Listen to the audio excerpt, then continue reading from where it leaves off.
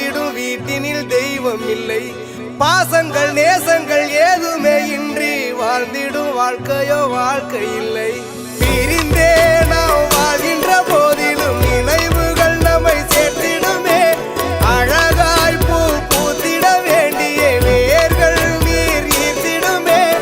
இன்னொரு ஜென்மம் அது கிடைத்தாலும் கூட இதுபோல் ஒரு சொந்தம் கிடைத்திட நான் வரம் கேட்டேன்.